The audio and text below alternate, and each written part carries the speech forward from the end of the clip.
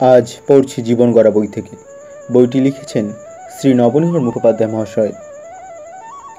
আমাদের লক্ষ্য হচ্ছে আমাদের মাতৃভূমি ভারতবর্ষের সার্বিক পুনরুত্থান, এবং এটা একমাত্র আমাদের ব্যক্তিগত চরিত্রের গঠনের মাধ্যমেই সম্ভব। সুতরাং বলা যায়, আমাদের জীবনের উদ্দেশ্য চরিত্র গঠন, জীবন গঠন, আত্মবিকাশ বা মানুষ হওয়া।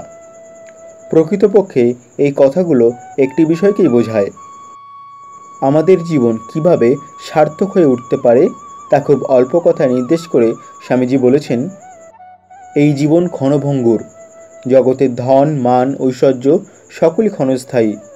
তারাই যথার্থ জীবিত যারা অপরের জন্য জীবন ধারণ করে। অবশিষ্ট ব্যক্তিগণ যারা নিজের জন্য বাঁচে তারা বেঁচে নেই, তারা মৃতেরও অধম। শ্রীকৃষ্ণ তার যুবাবস্থায় জীবন সম্বন্ধে এ ধারণাই অন্যান্য রাখাল যুবকদের দিয়েছিলেন।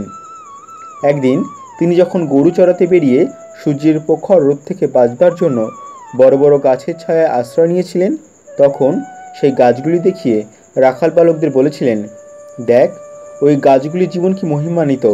তারা কেবল অন্যের জন্যই বেঁচে আছে। তারা সূর্যের তপ্ত রোদ, ঝড়ঝঞ্ঝা সহ্য করেও আমাদের রক্ষা করছে। এদের জীবনই সার্থক, কারণ এরা অপরের জন্য জীবন ধারণ করে আছে। শ্রীকৃষ্ণ ওই বড় গাছগুলোকে রাখাল বালকদের কাছে আদর্শরূপে তুলে ধরেছিলেন। আমাদের সামনেও আদর্শস্বরূপ এমন একটি গাছ আছে। স্বামী বিবেকানন্দ রূপ সর্বোচ্চ তথা সর্ববৃহৎ জীবন্ত গাছ।